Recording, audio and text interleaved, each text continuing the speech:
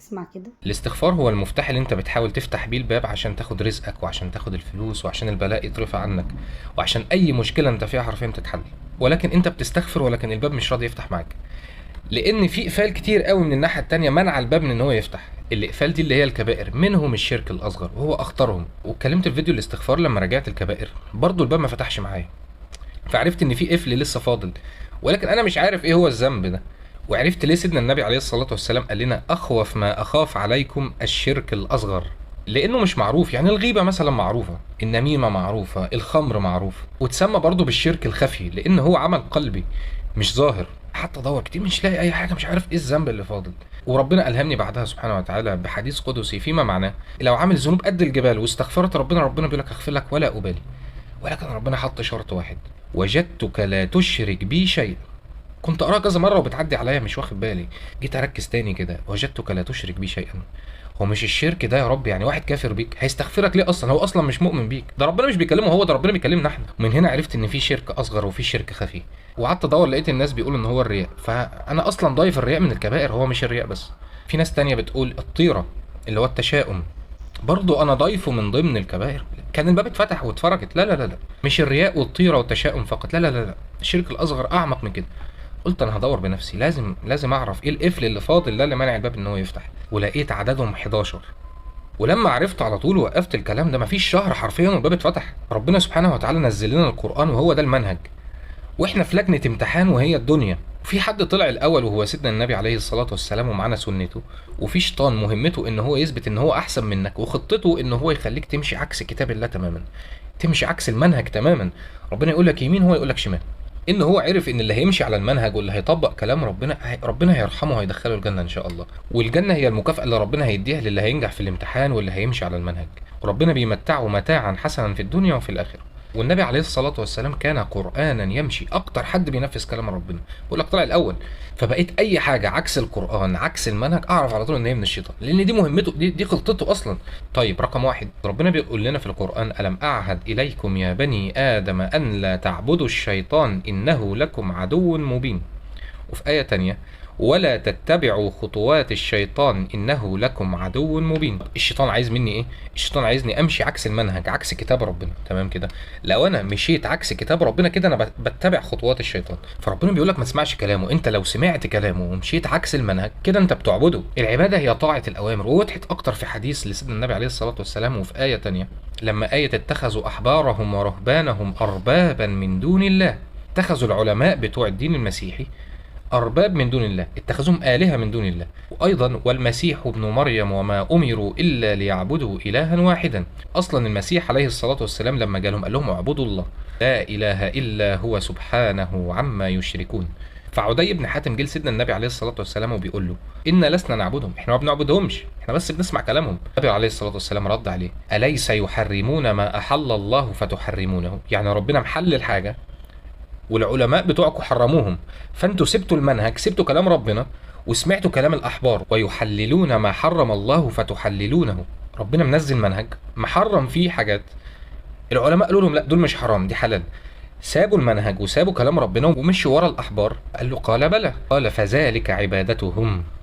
دي أصلا خطة الشيطان، إن هو تمشي عكس المنهج وعكس كلام ربنا. تمام كده؟ جالك بقى عن طريق عالم، جالك عن طريق شيخ، جالك عن طريق مش عارف مين.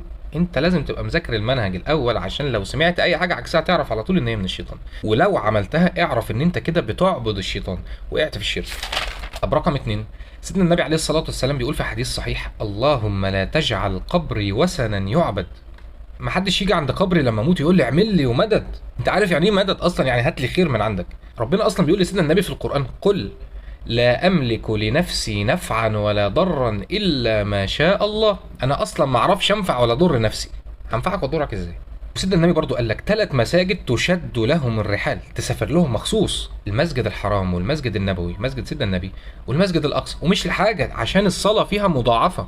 الصلاه في الكعبه الواحده ب100,000 صلاه، والصلاه في مسجد سيدنا النبي ب1000 صلاه، والمسجد الاقصى ب500 صلاه. انما مساجد ربنا كلهم واحد. ما تروحليش قبر عند الوالي فلان وتقول له اعمل لي مدد. انت فرقت ايه عن اللي بيعبدوا الاصنام؟ طيب دي نوع من انواع العباده، دي نوع من انواع الشرك. ان الذين تعبدون من دون الله لا يملكون لكم رزقا فابتغوا عند الله الرزق واعبدوه واشكروا له إليه ترجعون. الشيطان دخل لناس تاني عن طريق مدخل تاني، قال لك انت مش هتروح تقول له مدد واعمل لي؟ طب استنى، روح ادعي هناك، الدعاء هناك مستجاب. وربنا اصلا بيقول في القرآن فإني قريب. شوف انت لو في بحر الحوت انا منك قريب، مش محتاج تروح اي حته. واقرب ما يكون العبد وهو ساجد، مش هو عند القبر الفلاني. ولما كنت بتكلم مع حد في الموضوع ده وانا خلاص تيقنت بالكلام ده بنسبه 1,000,000%، اصلا ده كان في الفتره اللي انا براجع فيها الشرك الاصغر، تاني يوم حلمت بسيدنا علي وكان بيقبل راسي وكان مبسوط مني جدا. ده حتى ربنا سبحانه وتعالى بيقول في القران الذي جعل الارض فراشا والسماء بناء وأنزل من السماء ماء فأخرج به من الثمرات رزقا لكم فلا تجعلوا لله أندادا وأنتم تعلمون. ما تساويش حد بربنا ولا بقدرة ربنا، ولا تقول إن ده بينفع زي ما ربنا بينفع. ربنا بيفكرنا وبيدينا عبر عشان نتفكر. مين اللي خلق الأرض؟ ومين اللي خلق السماء؟ ومين اللي بينزل المطره من السماء؟ حد يعرف يعمل الكلام ده غير ربنا؟ لا، صح كده؟ طيب بتستعين بيه ليه؟ تجعله ند لله ليه؟ بتساويه ليه بربنا؟ فانت ما تشتكيش الا لربنا. في حديث فيما معناه بيقول لو عندك اي مشكله ونزلتها لربنا هتتحل، ولو نزلتها للناس مش هتتحل. واذا استعنت فاستعن بالله. طب رقم 3، ربنا بيقول في القرآن سبحانه وتعالى ولا يأمركم أن تتخذوا الملائكة والنبيين أربابا أيأمركم بالكفر بعد إذ أنتم مؤمنون. مفيش نبي ربنا اللي بعته وبعت معاه المنهج ويقول لك اعمل حاجة عكس المنهج ده، اعمل حاجة عكس الكلام ده. ايا كان توراة او انجيل او قرآن، اي حاجة عكس المنهج مش النبي اللي قايلها، ده الشيطان. الشيطان هو الوحيد، دي خطة الشيطان اصلا ان هو عايزك تمشي عكس منهج الله.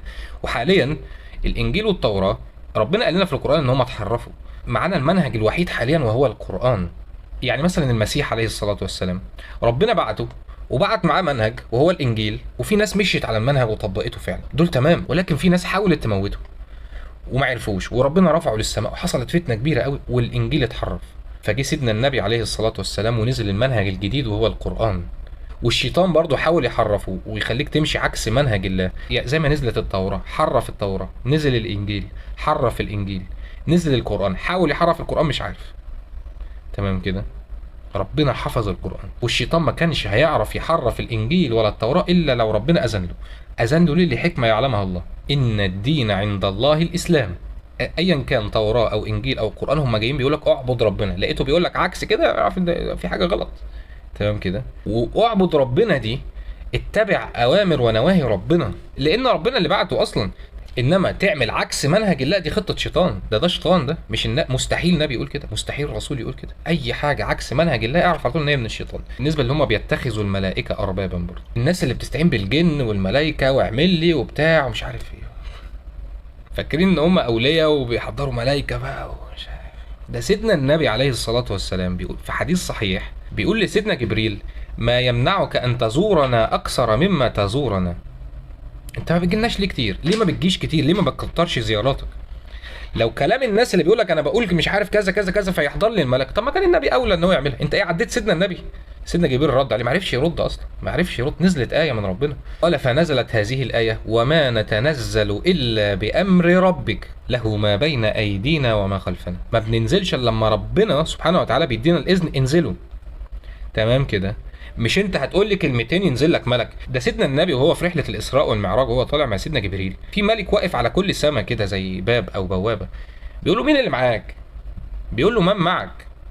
بيقول له محمد. اذن له، مأذون له يخش. انت ايه عديت سيدنا النبي بتقول لي كلمتين تجيب لي سيدنا جبريل؟ احنا هنهزر؟ انت الشيطان داخل لك مدخل صعب قوي ويقول لك انا ولي. ولي مين يا ابني؟ انت واقع في شرك لو ما تبتش منه انت رايح في داهيه. اللي انت بتقوله ده واللي بيقولك دول مش ملائكه، مش الملائكه اللي بتجيلك، ده جن، انت بتستعين بجن. وكان رجال من الانس يعوذون برجال من الجن. هل ربنا ذكر معاها الجن والملائكه؟ بيستعينوا بالجن والملائكه؟ لا لا، بيستعينوا بالجن بس. هم فاكرين ان هم ملائكه. الملائكه مش تنزل لك. ملائكه ايه اللي تنزل لك؟ ملائكه تنزل لك في حاله واحده، الذين قالوا ربنا الله ثم استقاموا، ماشيين على منهج الله ومستمرين عليه.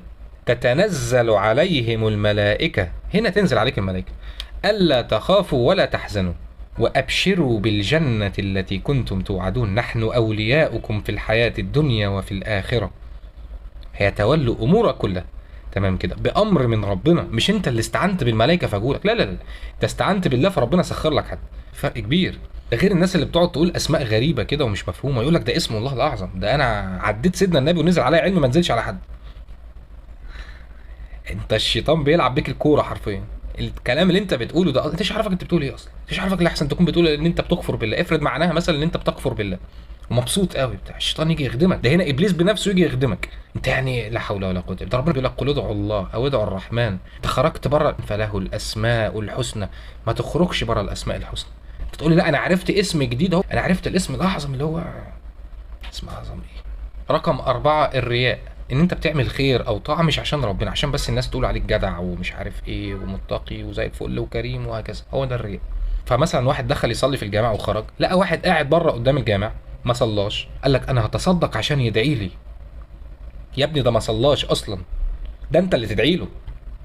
اديله كل تصدق وكل حاجه، بس مش عشان هو يعمل حاجه، مش عشان هو يقول شكرا، مش عشان اي حاجه. حتى في ايه في القران بتقول انما نطعمكم لوجه الله لا نريد منكم جزاء ولا شكورا. مش عايز منكم اي حاجه، انا بعمل كده عشان بس ربنا يرضى عليا، عشان بس ربنا يقبلها مني، عشان بس عشان ربنا قال لي اعمل خير بس، مش عشان هو يعمل. ما عندوش نفع وضر هو ده. سيدنا النبي بيقول لك قل لا املك لنفسي ضرا ولا نفعا. ده بقى عدى سيدنا النبي، ده خلاص عداه، يعني بقى عنده ضر ونفع اكتر منه. انا نخاف من ربنا يوما عبوسا قمطريرا. لما اخلصوا العمل لله ربنا راح قايل ايه؟ فوقاهم الله شر ذلك اليوم. طيب اللي بقى بيعملها رياء عشان الناس تقول، عشان الناس تعمل، عشان الناس تدعي لي، عشان مش يا عم اعملها لله بس ومالكش دعوه.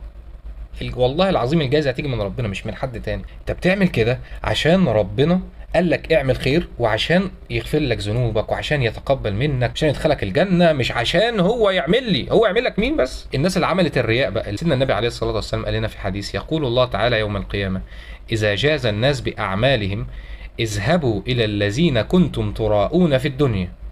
اللي انتوا كنتوا بتعملوها الرياء عشانهم، انتوا بتعملوا كذا عشان الناس تقول عليا جدع، عشان الناس تقول عليا كويس، عشان الناس تقول عليا كريم، روحوا لهم بقى.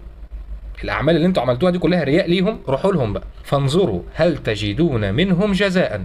شوف هيعرفوا ينفعوكم ولا لا، هيدخلوكوا الجنه ولا لا. تمام.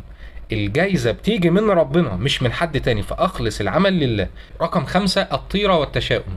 النبي عليه الصلاه والسلام قالها 3 مرات ورا بعض، الطيره شرك، الطيره شرك، الطيره شرك، وما منا الا ولكن الله يذهبه بالتوكل. تتوكل على الله يخلصك منه. حتى في ايه في القران في سوره ياسين بتقول انا تطيرنا بكم، احنا اتشئمنا منكم. كانوا زمان ايام الجاهليه بيطيروا طائر عشان يشوفوا هيعملوا الموضوع ده ولا لا، يعملوا العمل ده ولا لا. لو راح لمين يعملوه، لو راح شمال ما يعملوش، ويتشائم يقول لك لا لا اكيد العمل ده بايظ. في ناس ماشيين دلوقتي بحاجات شبه كده كتير، منها مثلا اللي ماسك لي السبحه وعمال يقول خير شر، واللي تقف عليها يقول لك هعمله. يعني مثلا هو ناوي اسافر ولا ما اسافرش، ماسك لي السبحه حته كده مثلا يقول لك خير شر خير شر، واللي تقف عليها خير يقول لك اه خير يلا بينا نسافر. طب طلعت شر يقول لك انا قلت لك انا قلبي كان حاسس. ايه يا ابني ايه اللي انتوا بتعملوه ده؟ انتوا بتجيبوا انتوا ده دين جديد ده ولا ايه؟ انتوا بتجيبوا الكلام ده منين؟ والتشاؤم ده تشيله من حياتك اصلا. التشاؤم ده من الكبائر. تمام. يعني مثلا حد قال لك كلمه ضايقتك قوي، مثلا قال لك انت مش هتطول مثلا، لو خفت من كلمته دي ان هي بتنفع وبتضر وان هي هتحصل فعلا، وقعت في شرك ينزل عليك بلاء. رقم 6 الناس اللي بتعمل حجاب واللي بيعملوا خرز، يقول لك ده هتبطل الحسد وتبطل السحر ومش عارف، يحط الورقه دي في المحفظه هتبقى مليونير وكلام غريب كده. ده دين جديد ده ولا ايه ده؟ جايبين الكلام ده منين؟ وخاف من فلان لحسن يحسدك وما تظهرش حاجه، وربنا بيقول لك واما بنعمه ربك فحدث. ما تخافش. يقول لك لا خاف من الحسد، خاف من السحر، خاف من فلان، خاف مش المهم خوف وخلاص. تمام. ان خفت ينزل عليك بلاء، ينزل عليك عقاب، لان افتكرت ان هو بينفع وبيضر. وربنا اصلا بيقول لك وما هم بضارين به من احد الا باذن الله. ده انا اللي مسلطه عليك سبب ذنب من الكبائر انت عملته بكفره لك وعشان ادخلك الجنه. خفت من العقاب اللي انا بعته لك ومش خايف مني. يعني خفت من الحسد ومش خايف مني، خفت من السحر ومش خايف مني انا. فاهم قصدي؟ وما ظلمونا ولكن كانوا انفسهم يظلمون. وما اصابكم من مصيبه فبما كسبت ايديكم، بسبب ذنوبكم. ما قالكش بسبب الحسد، ما قالكش بسبب السحر، ما قالكش بسبب اي سبب تاني. تمام كده. طول ما انت مع ربنا انت في حمايه من ربنا. والله غالب على امره ان يردك الله بخير فلا راد لفضله. والله لو مين بقى، لو اتنطط ولو عملوا ايه، ربنا عايزك تبقى في خير، والله ما حد هيعرف يمنعه عنك.